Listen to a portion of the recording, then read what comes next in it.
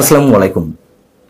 Doctor Mohammad Yunus এবং তারেক রহমানের মধ্যকার যে আলোচনা তার একটি অংশ গোপনে হয়েছে, 1-to-1 হয়েছে, এবং সে বিষয় নিয়ে আমি গতকাল বেশ কিছু প্রশ্ন তুলেছিলাম এবং সেই প্রশ্নগুলোই এখন মানুষের মুখে মুখে রটছে। অনেক ধরনের গুঞ্জন শুরু হয়েছে। এর কতখানি গুজব, কতখানি সত্যতা আছে এর মধ্যে আমি নিশ্চিত নই। তবে বিএনপি ক্রস ফায়ারে পড়েছে এটুকু নিশ্চিত করে বলা যায়, এবং বিএনপির শীর্ষ নেতারা পর্যন্ত বলা যায় পুরো দলটি যে এখনো পর্যন্ত অন্ধকারে রয়েছে সেটিও দলের সিনিয়র নেতাদের কারো কারো বক্তব্যে ফুটে উঠেছে। বিবিসি বাংলাকে দলের স্থায়ী কমিটির সদস্য সিনিয়র নেতা ডক্টর খন্দকার মোশাররফ হোসেন তিনি বলছেন যে লন্ডন বৈঠকের বিস্তারিত যখন তারেক রহমান সাহেব আমাদেরকে দলীয় ফোরামে জানাবেন তখন এসব বিষয় নিয়ে করণীয় সম্পর্কে আলোচনা হবে, অর্থাৎ বিএনপির আগামীর পথ চলার পথ নকশা কি হবে সে সম্পর্কে নির্ধারণ করা হবে। আবার তিনিই বলছেন, ডক্টর খন্দকার মোশাররফ হোসেনই বলছেন যে এখনো আমরা বিস্তারিত জানি না, অন্য সব দাবি এখনো বহাল আছে, দলের সভায় সবকিছু নিয়ে আলোচনা হবে। অর্থাৎ যেহেতু নির্বাচন সম্পর্কে কিছুটা বলা হয়েছে সেটিও রহস্যময়, যে যদি বিচার সংস্কারের যাবতীয় সবকিছু প্রস্তুতি সম্পন্ন করা যায় তাহলে ফেব্রুয়ারির দিকে নির্বাচন। বোঝা যাচ্ছে যে পুরো দলটাই অন্ধকারের মধ্যে রয়েছে। আবার তিনিই বলছেন যে এ নিয়ে দুশ্চিন্তা কিছু নেই, যা কিছু দুশ্চিন্তার ছিল তা সব কেটে গেছে, ফলে সুষ্ঠু রাজনৈতিক পরিবেশ নিশ্চিত হয়েছে। কিভাবে নিশ্চিত হলো, তিনি কিভাবে জানলেন? সংবাদ সম্মেলনে সরকারের প্রতিনিধি এবং বিএনপির প্রতিনিধি যা বলেছেন আমরা সেটুকুর উপরেই সবকিছু নির্ভর করে থাকবো? নিশ্চয়ই না। সেই জায়গা থেকেই যে প্রশ্নগুলো আমি তুলেছিলাম 13ই জুন রাতেই বৈঠকের পরে, সেইগুলোই এখন রাজনৈতিক দলগুলোর মধ্যেও প্রশ্ন আকারে উঠছে, গুঞ্জন আকারে ছড়াচ্ছে। যেমন বিপ্লবী ওয়ার্কার্স পার্টির সাধারণ সম্পাদক সাইফুল হক তিনি গণমাধ্যমকে বলেছেন, বিবিসিকে বলছেন যে পর্দার আড়ালে এমন কিছু নেগোসিয়েশন হয়েছে যাতে বিএনপিকে কিছু ছাড় দিতে হয়েছে। আবার বাংলাদেশের কমিউনিস্ট পার্টি সিপিবি দাবি জানিয়েছে বৈঠকে কি আলোচনা হয়েছে তার সব কিছু খোলাসা করার। যে কানাঘুষাগুলো চলছে সামাজিক যোগাযোগ মাধ্যমে নানান ধরনের কথাবার্তা তো চলছে, তার কিছু বিষয় যদি আপনাদের সামনে তুলে ধরি, এবং এগুলো আমরা গুজব আকারে উড়িয়ে দিতে পারি না, আবার সত্য হিসেবে, সম্পূর্ণ সত্য হিসেবে অবশ্যই ধরে নিতে চাই না এখনো পর্যন্ত, তারপরেও বিষয়গুলো আলোচনা আসছে। যেমন কেউ কেউ বলছে যে চট্টগ্রাম বন্দর এবং আরাকান আর্মিকে করিডোর দেওয়ার যে বিষয়টি সেটি সম্পর্কেই তারেক রহমানকে কনভিন্স করা হয়েছে। কিভাবে কনভিন্স করা হয়েছে? বলা হচ্ছে যে যা গেজ করা হচ্ছে মানুষের যে পারসেপশন, বলা হচ্ছে যে নিকট ভবিষ্যতে বিএনপি ক্ষমতায় এলে জনগণের তরফে এর দায় যেন বিএনপির উপর না বর্তায়, এই জন্যই ডক্টর মোহাম্মদ ইউনূস সরকার এগুলো করে দিতে চায়, বা পশ্চিমাদের হাতে বন্দর পরিচালনার দায়িত্ব দিতে চায় বা বন্দর ইজারা দিতে চায়, এবং আরাকান আর্মিকে করিডোর দিয়ে যুক্তরাষ্ট্রের যে এজেন্ডাগুলো রয়েছে সেগুলো বাস্তবায়ন করা হবে। এবং একই সঙ্গে আওয়ামী লীগের অংশগ্রহণ ছাড়া নির্বাচনে পশ্চিমাদের সমর্থন আদায়টা পানির মতো সহজ হবে, যেহেতু পশ্চিমাদের এজেন্ডা বাস্তবায়ন করা হচ্ছে, এবং আওয়ামী লীগ ছাড়া যে নির্বাচন হবে তাতে তাদের পূর্ণ সমর্থন পাওয়া যাবে, এবং এই বিষয়গুলো টনিকের মতো কাজ করবে পশ্চিমাদের পক্ষ থেকে, এমনটাই নাকি বোঝানো হয়েছে। আরো যেটি বলা হচ্ছে যে প্রকাশ্যে জনাব তারেক রহমান এবং ডক্টর মোহাম্মদ ইউনূসের মধ্যে নির্বাচন নিয়ে কথা হলেও প্রকৃতপক্ষে ডক্টর মোহাম্মদ ইউনূস সাহেব নির্বাচন দিতে চান 2026 জুনে গিয়েই। তিনি এপ্রিলে বলেছেন জাতির উদ্দেশ্যে ভাষণে, তার আরো 2 মাস পর হয়তো জুনে নির্বাচন দেবেন। যদিও অনেকে বলেন যে নির্বাচন আদৌ এই সরকারের অধীনে হবে কিনা তা নিয়ে যথেষ্ট সন্দেহ রয়েছে। যাই হোক, যেগুলো ছড়াচ্ছে, এক্ষেত্রে তিনি সাবেক প্রধানমন্ত্রী শেখ হাসিনা এবং আওয়ামী লীগের নেতৃবৃন্দের বিচার সম্পূর্ণ করার অজুহাত দাঁড় করিয়েছেন, যে জুনের মধ্যে জুনের আগে নির্বাচন দেওয়া হলে এই বিষয়গুলো সম্পন্ন করা সহজ হবে না। আরো যে বিষয়টি আলোচনা আসছে, মোটামুটি যা প্রশ্ন আকারে তুলেছিলাম সেগুলোই আলোচনা আসছে, যে নির্বাচনে জামাত এবং বিএনপির সাথে আসন ভাগাভাগির বিষয়টি। তাতে কি বলা হচ্ছে যে বিএনপিকে 165টি আসন দেওয়ার প্রস্তাব দেওয়া হয়েছে, বাকি 135টি আসন জামাত এনসিপি মানে ন্যাশনাল সিটিজেন পার্টি এবং অন্যান্য শরিক দল সহ যারা মোর্চার মধ্যে রয়েছে তারা 135টি। আর এ কারণেই মোটামুটি দর কষাকষি করতে ডক্টর মোহাম্মদ ইউনূস লন্ডন সফরে গিয়েছিলেন। আবার কেউ কেউ বলছেন যে ডক্টর ইউনূসের সাথে তারেক রহমানের আলোচনা শুধুই কালক্ষেপণ ছাড়া আর কিছুই নয়। ভেতরে জামাত, এনসিপি এবং উগ্র মৌলবাদী চক্রের সম্মিলিত পরিকল্পনায় ছক কষা হচ্ছে এক ভয়ঙ্কর খেলা খেলার জন্য। এই পরিকল্পনা বাস্তবায়নের জন্য আপাতত বিএনপিকে ক্ষমতার লোভ দেখিয়ে মাঠ ঠান্ডা রেখে সরকারের যে এজেন্ডাগুলো রয়েছে, যে পরিকল্পনাগুলো রয়েছে, সেই কাজগুলো হাসিল করাই তাদের মূল লক্ষ্য। এবং এর সাথে আরো একটি প্রশ্ন উঠছে যে বিএনপি নেতা ইশরাক হোসেনের যে মেয়র হিসেবে শপথ নেওয়া না নেওয়াকে কেন্দ্র করে যে তুমুল আন্দোলন গড়ে উঠলো, সে বিষয়টিও কি আলোচনায় এসেছে? 3 উপদেষ্টা পদ থেকে দাবি করা হচ্ছিল, সেগুলো কি আলোচনায় এসেছে? ইত্যাদি ইত্যাদি নানান ধরনের গুঞ্জন গুজব, জানি না এর সত্যতা কতখানি, এগুলো ছড়াচ্ছে। মিস্টার শফিকুল আলম প্রধান উপদেষ্টা প্রেস সচিব তিনি আবার কি বললেন, তার মানে ফেসবুক পেজে শুক্রবার রাতেই তিনি একটি স্ট্যাটাস দিয়েছেন, যেখানে তিনি দাবি করছেন যে বিএনপির ভারপ্রাপ্ত চেয়ারম্যান তারেক রহমান এবং ডক্টর মোহাম্মদ ইউনূসের মধ্যকার যে ঐতিহাসিক বৈঠকটি অনুষ্ঠিত হয়েছে তার ষড়যন্ত্রকারীদের জন্য কফিনে শেষ পেরেক ঠোকা হয়েছে। তিনি বলছেন যে সব কিছু শেষ, এখন স্মুথলি চলবে এবং যারা সরকারের বিরুদ্ধে নানান ধরনের কথা বলছিলেন তাদের মুখে জুতা পড়েছে, এই ধরনের মন্তব্য আমরা করতে পারি। কফিনে শেষ পেরেক ঠোকা হয়েছে। আবার অন্যদিকে যে নাটক শুরু হয়েছে, খেলা শুরু হচ্ছে, আমরা স্পষ্টত এইগুলো যেগুলো বললাম সেগুলো গুঞ্জন গুজব, সত্যতা অনেক কিছুই থাকতে পারে এর মধ্যে, কিন্তু স্পষ্ট যে খেলার কথা আমি বলতে চাই তা জামাত এনসিপি নিশ্চয়ই করছে। যেমন জামাত এনসিপির সাথে আলোচনা ছাড়া তো নিশ্চয়ই মানে ডক্টর মোহাম্মদ ইউনূস তারেক রহমানের সঙ্গে এইসব বিষয়ে আলোচনা করেনি, নিশ্চয়ই তাদের সম্মতি নিয়েই করেছে। জামাত যেমন তাদের যে বৈঠক ছিল কার্যনির্বাহী কমিটির শনিবারের বৈঠক শেষে একটি বিবৃতি দিয়েছে, সেই বিবৃতিতে বলা হচ্ছে সরকার এবং বিএনপির পক্ষ থেকে যে যৌথ বিবৃতি প্রদান করা হয়েছে তা বাংলাদেশের রাজনৈতিক সংস্কৃতির ব্যত্যয় বলে আমরা মনে করি। এর মাধ্যমে প্রধান উপদেষ্টা একটি দলের প্রতি বিশেষ অনুরাগ প্রকাশ করেছেন যা তার নিরপেক্ষতা ক্ষুণ্ণ করেছে।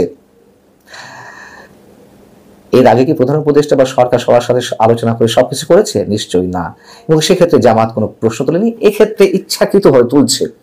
এনসিপি বলছে যে এই বৈঠকে জনগণের প্রত্যাশা পূরণ হয়নি, তারা হতাশ, তারা উদ্বিগ্ন, এবং এই বৈঠকে নির্বাচন নিয়ে যতটা কথা হয়েছে বিচার এবং সংস্কার নিয়ে ততটা কথা হয়নি। আমি খেলা বলছিলাম এই কারণে যে তারা সরকারের বিরোধিতা করছে, তারা এটি মানতে চায় না। আসলে এগুলো একটু বলা দরকার, তাই বলা আর কিছু নয়, যাতে আলোচনাটা পোক্ত জায়গায় গিয়ে পৌঁছায় বা সিদ্ধান্তগুলো বাস্তবায়নের জন্য তাদেরই তো সরকার, সহজ হয় যে কোনো কিছু বাস্তবায়নের জন্য। এখন সবচেয়ে ভালো কথা বলেছেন, বুঝে হোক কিংবা না বুঝে হোক, যেহেতু শুরুতেই বলছিলাম যে এটা আমরা সবাই জানি, বলা হয়েছে যদি বিচার এবং সংস্কারের যাবতীয় প্রস্তুতি সম্পন্ন হয় সেক্ষেত্রে ফেব্রুয়ারির দিকে নির্বাচন হতে পারে। জামায়াতপন্থী যে আইনজীবী, বহুল আলোচিত আইনজীবী শিশির মনির, অ্যাডভোকেট শিশির মনির বলছেন যে এটা ধরে নেওয়ার কোনো কারণ নেই যে ফেব্রুয়ারিতে নির্বাচনের জন্য দুই পক্ষই রাজি হয়েছেন, তার কারণ ওখানে তো মেবি বিষয় আলোচনা হয়েছে, হতে পারে নির্বাচন দেওয়া যেতে পারে। আসলে বাস্তবতা তো এখানেই। শুভঙ্করের ফাঁকি বলি আর জনগণের চোখে ধোঁয়া দিয়া বলি, ধুলো দিয়া বলি, যাই বলি না কেন, সমাধান তো কিছু হয়নি। হিডেন এগ্রিমেন্ট, পর্দার আড়ালে কোনো সমঝোতা, আন্ডার টেবিল ডিল, যেভাবেই আমরা বলি না কেন, আবারও মনে করে দিই বৈঠকটি কিন্তু বৈঠকের মূল অংশ অন্তরালেই হয়েছে, গোপনে হয়েছে। এই করে আসলে বিএনপির জন্য কি ভালো হলো নাকি খারাপ হলো? বিএনপি তো এখন সব দিক থেকে ক্রস ফায়ারে পড়ছে।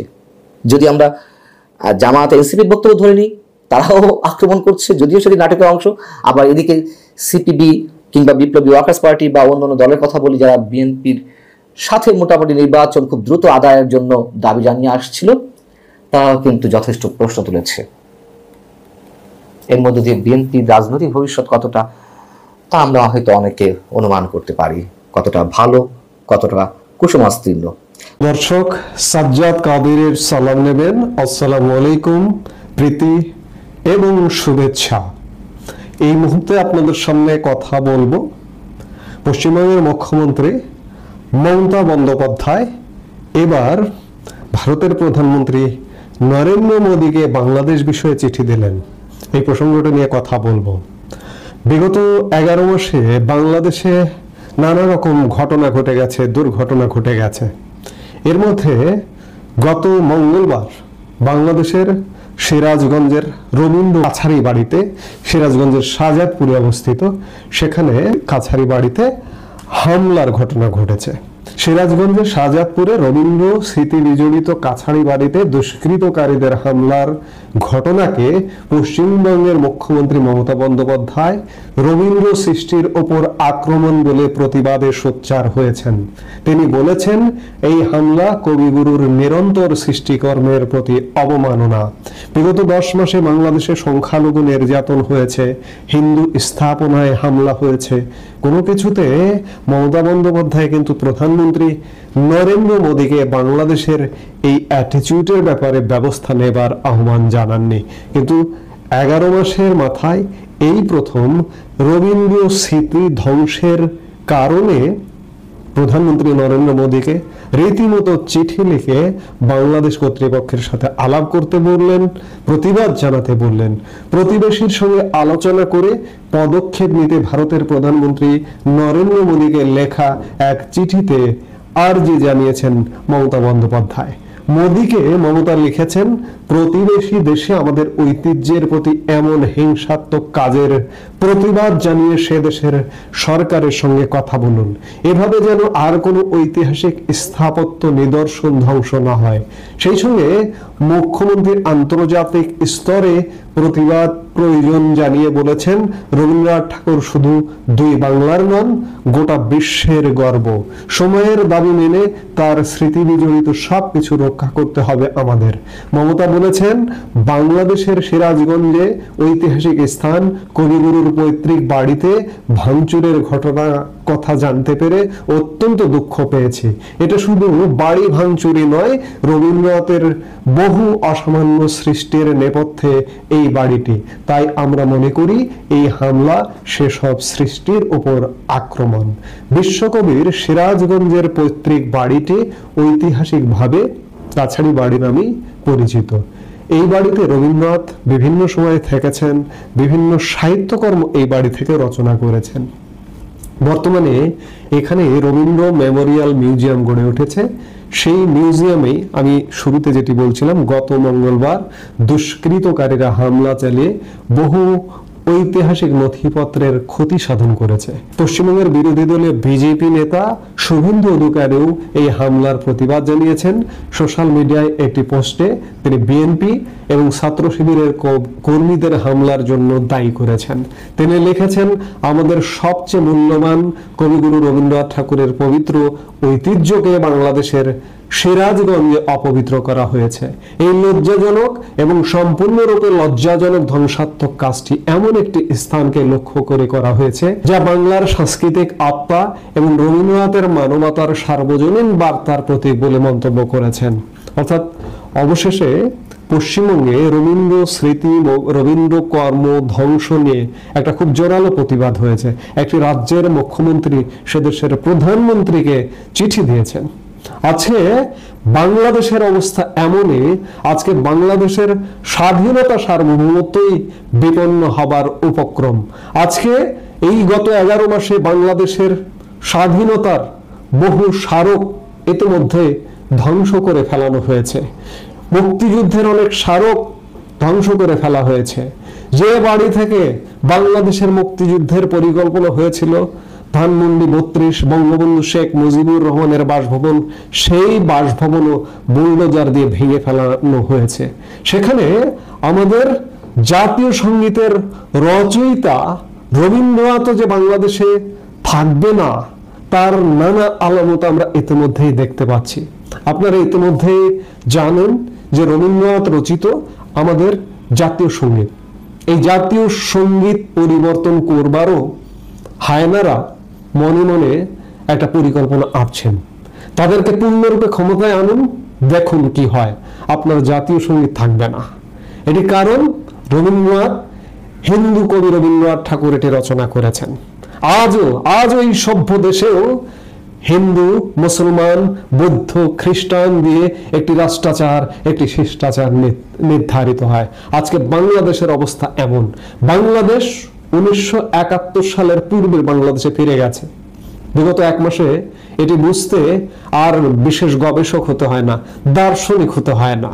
আজকে পাকিস্তান পিরিয়ডে, পূর্ব পাকিস্তানে রবীন্দ্র চর্চা এক প্রকার নিষিদ্ধ ছিল, রবীন্দ্র চর্চা করা যেত না এখানে।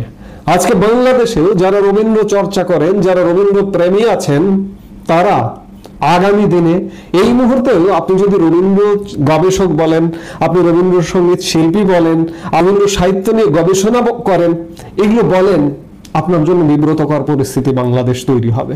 কাজেই আগামীর বাংলাদেশে যদি যে গোষ্ঠীটি ক্ষমতায় আসতে চাইছে, ক্ষমতার কেন্দ্রে এই মুহূর্তে আছে, এক প্রকার এই মুহূর্তেও আছে, রবীন্দ্র চর্চা আসলে হবে না। আজকে শাহজাদপুরে, সিরাজগঞ্জের শাহজাদপুরে রবীন্দ্র কাছাবাড়ির বাড়িতে হামলা হয়েছে, কালকে কুষ্টিয়ার শিলাইদহে হামলা হবে। এগুলো বুলডোজারকে ভেঙে ফেলবে, রবীন্দ্রনাথের অস্তিত্ব এখানে রাখবে না। কাজেই ভারত থেকে প্রতিবাদের ঝড় উঠছে, প্রতিবাদ হয়েছে। বাংলাদেশ থেকেও, বাংলাদেশের মানুষ যদি হাতে চুরি পরে বসে থাকে, বাংলাদেশ কিন্তু ধ্বংস হয়ে যাবে। 1971 সালে যে রক্তক্ষয়ী সংঘর্ষের মাধ্যমে 30 লক্ষ প্রাণ আর 3 লক্ষ মা বোনের ইজ্জতের বিনিময়ে যে বাংলাদেশটি অর্জিত হয়েছিল, ইতিমধ্যে সেই বাংলাদেশটি পাকিস্তানের দিকে ঝুঁকে পড়েছে, 71 পূর্ব বাংলাদেশের দিকে ঝুঁকে পড়েছে। সামনে যে গোষ্ঠীটি ক্ষমতায় আসতে চাইছে, সেই গোষ্ঠীটি যদি পাকাপোক্তভাবে ক্ষমতায় আসে, তাহলে আপনি নিশ্চিত থাকুন যে বাংলাদেশ থেকে রবীন্দ্রনাথকে নিশ্চিহ্ন করে দেওয়া হবে। স্বাধীনতা, মুক্তিযুদ্ধের যত স্মৃতিচিহ্ন আছে, বঙ্গবন্ধু, সবকিছু নিশ্চিহ্ন করে দেওয়া হবে। কাজে বাংলাদেশের মানুষকে সচেতন হতে হবে। ভারত থেকে প্রতিবাদ হচ্ছে, বাংলাদেশের মানুষকে সচেতন হতে হবে। আর চুরি পরে ঘরে বসে থাকার সময় কিন্তু